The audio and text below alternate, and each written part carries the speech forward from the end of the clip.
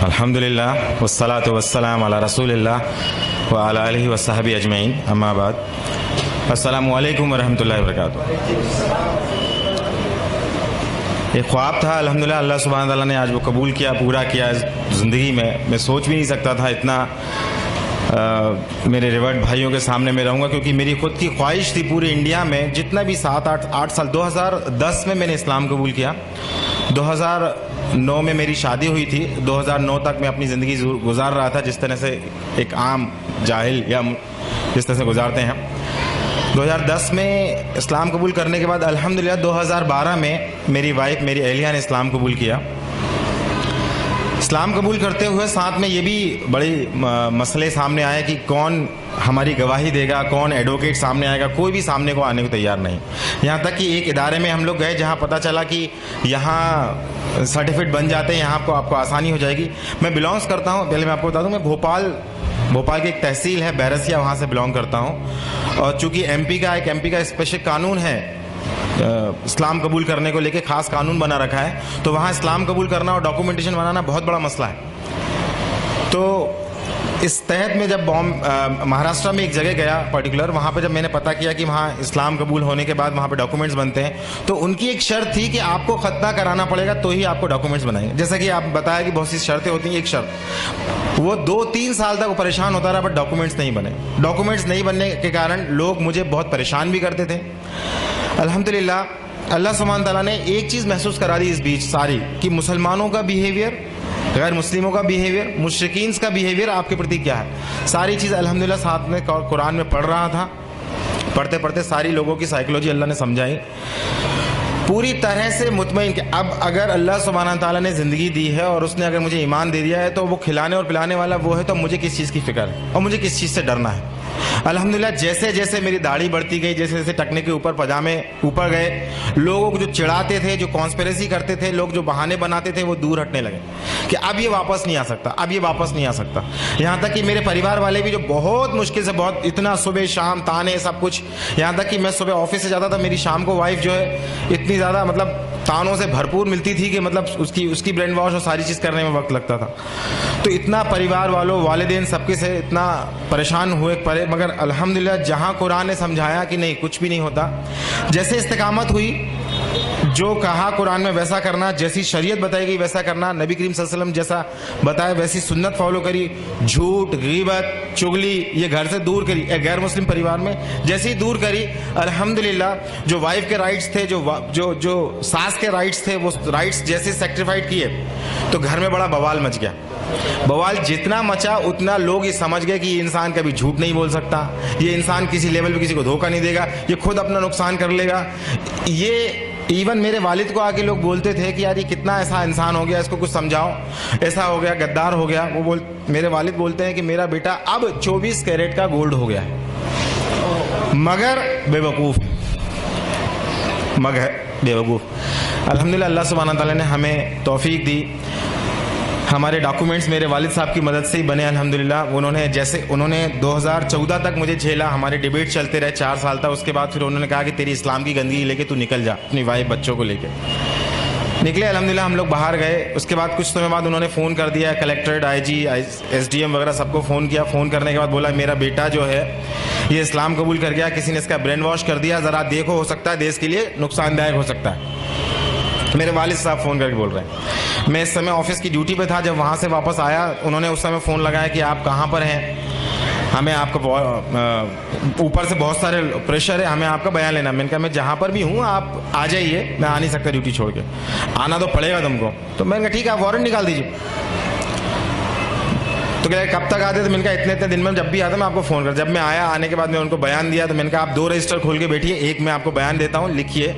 मैं अपनी मर्जी से, किसी भी कोई प्रेशर से नहीं, मैं अपने इस्लाम कबूल किया, कोई पैसा नहीं, कोई नहीं पहचानता, कोई मेरे साथ सपोर्ट नहीं, कोई गवाह नहीं, बट मैं हूँ, क्या करना बोलो।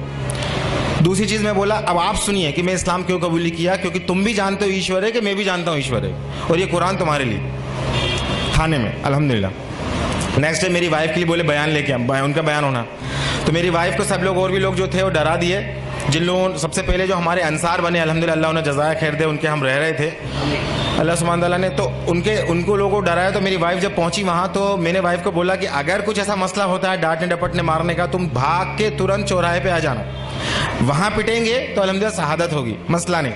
लोग पूछेंगे क्यों पिट रहे हैं, कम से कम रीजन की तरफ जाएंगे, काम हो जाएगा हमारा। लोग पूछेंगे क्या बात है, ऐसा क्या बेवकूफ़ बन गए इस्लाम में, ये हमारा काम हो जाएगा, लोगों के अंदर क्यूरियोसिटी पैदा होगी। अल्हम्दुलिल्लाह वहाँ पे भी ये मंजर रहा कि एक पुलिस वाला बच्चों को संभाल रहा है, एक पुलिस वाला बाहर गेट पर रोक दिया सारों को रोकने के लिए, एक पुलिस वाला मोहब्बत से बयान ले रहा है। अल्हम्दुलिल्लाह अल्लाह का करना ये हुआ कि एक पुलिस वाला हमको बोलता है अब ये जो तुमने बयान लिया उसके IT रिपोर्ट डाल के तुम उसका IT से इन्फॉर्मेशन लेके RTI के तहत पूरी इन्फॉर्मेशन ले लो, तुम्हारे डॉक्यूमेंट्स बनाने में काम आएगी।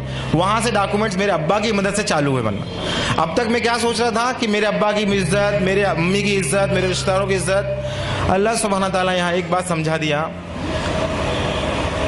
सबसे ज्यादा मोहब्बत तुम्हें अल्लाह से करनी है, उसके बाद तुम्हें सबसे करनी है। अगर तुमने उसके साथ किसी और से ज्यादा इमोशनल अटैच हुए, वहीं से तुम्हारी आजमाइश आएगी। तो ये चीज बड़ी मुश्किल से समझ में आई। जब तक मैं मेरे अब्बा हैं, मेरी माँ हैं, इनके हुकूक हैं, इनके सारी चीजें हैं, ये सब चल रहा था। बेशक ये हुकूक है, इस्लाम कभी नहीं कहता रिश्ते तोड़ने को, बट वो बार बार रिश्ता तोड़ रहा है, रिश्ता तो तोड़ रहा है, शर्त रख रहा है। इस्लाम शर्त नहीं रख रहा। मैंने एक्सेप्ट किया, आप करना करो मत करो, मैं आपकी पूरी तरह खिदमत करूंगा, पर इस चीज को नहीं समझ रहे हो। तो एक इमोशंस, आज भी अगर इमोशन से ज्यादा अगर हम लोग ज्यादा तरजीह देते हैं, आज भी हम मुसलमान होने के बावजूद, तो अल्लाह सुब्हान ताला मुशरिकों के बारे में पहले ही फरमा चुका है कि ये लोग दुनिया पसंद होते हैं, ये लोग ख्वाहिश पसंद होते हैं, ये तो चाहते हैं तुम्हें, जब तक कि तुम्हें अपने उल्टे पैर ना फेर दें तुम्हारे पीछे से नहीं हटेंगे। फिर अल्हम्दुलिल्लाह इस्लाम एक्सेप्ट होने के बाद फिर लोगों को दावत तबलीग का काम चला, और इस बीच ये समझ में आया कि मुझे करना क्या है। फाइनली अल्हम्दुलिल्लाह मेरी जॉब चली गई 2015 में, अल्हम्दुलिल्लाह बोलता हूँ, क्योंकि बड़ा मुश्किल वो मुझे झेल रहे थे। उसके बाद उन्होंने कहा कि हम अपना, मैंने कहा सर क्यों चली गई जॉब, जरा मुझे बताएंगे। तो बोलते हैं हमारा एक डायमंड है वो चला गया, मगर हम मजबूर हैं।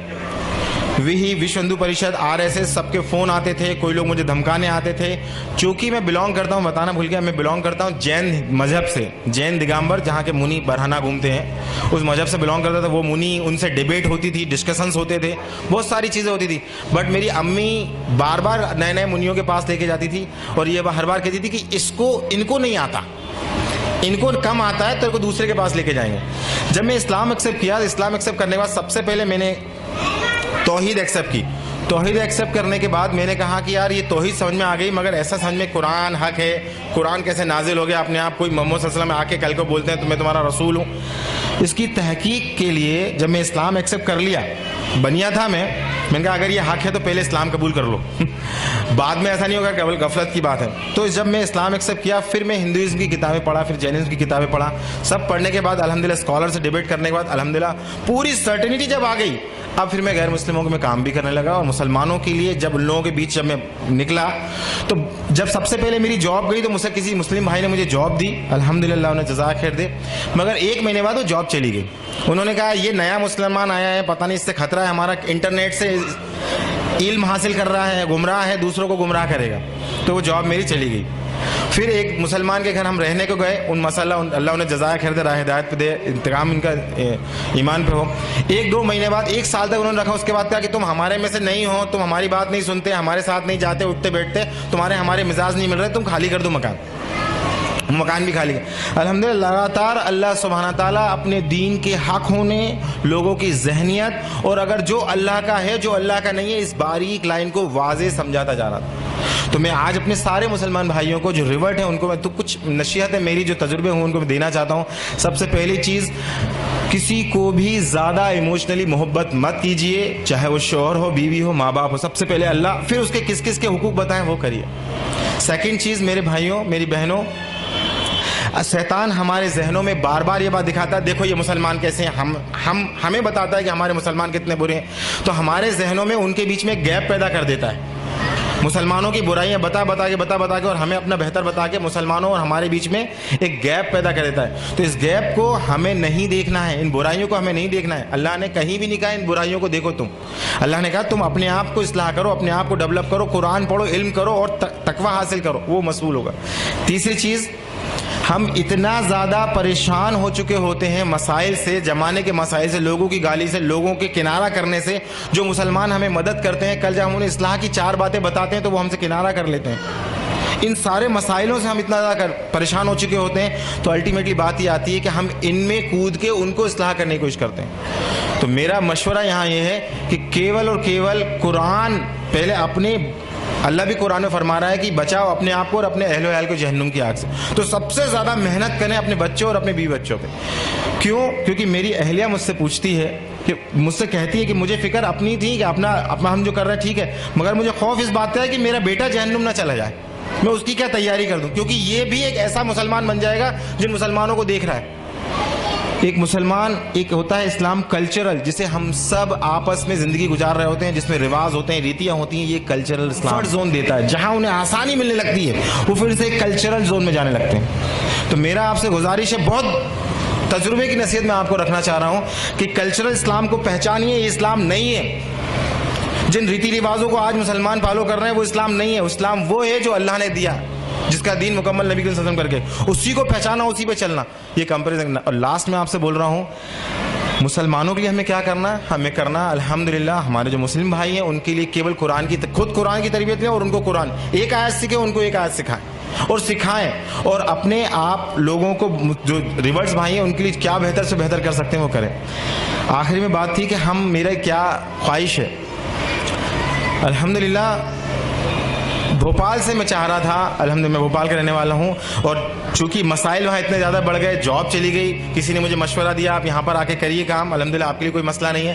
اللہ نے یہاں پہ پروفیسر کی جاب دلا دی، اللہ نے ویلتھ سیٹل گھر کر دیا، ہجرت کی برکتیں دکھائیں، ایمان اتنا بڑھا ہے اللہ نے الحمدللہ. تو میں چاہ رہا تھا کہ کوئی ایک ادارہ ایسا ہوتا جو کیول ریورٹس کے لیے کام کرتا. کچھ ادارے ہیں جو دعوت کے کام کرتے ہیں، مگر دعوت کے بعد کیا، ان کی تربیت کا کیا، ان کے مسائل کا کیا. تو میں ایون حیدرآباد میں بھی 2-2.5 مہینے میں سوچ رہا تھا، ڈھونڈ رہا تھا کہ کہیں کچھ ایسا ہو. اللہ کا کرنا ہوا، کچھ ایک ہفتہ بھی نہیں ہوا مجھے پتا چلا الحمدللہ ایک ایسے لوگ ہیں، آرگنائزیشن کا بھی نہیں پتا تھا، ایسے لوگ ہیں جو کام کر رہے ہیں. اللہ سبحانہ تعالیٰ ان کی معاملات کو قبول کرے، انہیں خوب دنیا اور آخرت میں نوازے. یہ بہت بڑا، واقعی بہت بڑا کام ہے، کیونکہ یہ مسائل وہ لوگ نہیں سمجھ سکتے جو ریورٹس، جو جن چیزوں سے گزر کے آ رہے ہوتے ہیں. اللہ انہیں توفیق دے مزید. اور میری گزارش ہے وہ لوگ مجھے قبول کر لیں، میں ان کے ساتھ جڑوں، ان کے ساتھ کام کروں، ان کا ایک اہم حصہ بن کے کام کروں انشاءاللہ. اور میرے مسلم بھائیوں، ریورٹس بھائیوں کے لیے میں خود چاہ رہا تھا کہ ایک ایسا ادارہ بنانا ہی حیدرآباد میں آ کے اللہ نے ان سے جوڑ دیا. اور اس ادارے کا مقصد بھی یہ تھا کہ ان ریورٹس بھائیوں کی تربیت کرنا. اگر ان کی تربیت رہی، اگر یہ اللہ سے محبت کرتے رہے، انشاءاللہ ان کا کچھ نہیں بگاڑ سکتا، کوئی کچھ نہیں بگاڑ سکتا ان کا. کیونکہ اللہ خود کہہ رہا ہے کیونکہ ہم اللہ کے چنے ہوئے بندے ہیں. اللہ نے کہا کہ اگر تم یہ کام نہیں کرو گے تم کسی اور کو چن لیں گے، تم سے بہتر ہوں گے. آج ریورٹ الحمدللہ کوئی بات کی کمپرومائز، ہر چیز کمپرومائز کر کے بیٹھے ہیں. اپنا مال، اولاد، ماں باپ سب سے زیادہ قیمتی ہوتے ہیں، اس سب کا کمپرومائز کر کے بیٹھے ہیں اللہ کے لیے. اور آج میں ان کو بھی ایک خوف والی بات بتا رہا ہوں ریورٹس کے لیے کہ اگر وہ مسلم کلچر میں آ گئے، مطلب ایک ریتی رواجوں میں پھنس گئے، اگر اس کو برا لگ رہا ہے، اس کو برا لگ رہا ہے، اس کو برا لگ رہا ہے، اللہ کی پرواہ نہیں کر رہے، تو وہ بھی ویسے ہی ہو جائیں گے جس کو اللہ نے کہا کہ ان کو ہٹا کے نئی قوم لے کے آؤں گا. تو میرے بھائیوں خوب علم حاصل کریں، کیول اللہ کو راضی کرنے کی بات کریں. وآخر دعوانا الحمدللہ رب العالمین. السلام علیکم ورحمۃ اللہ.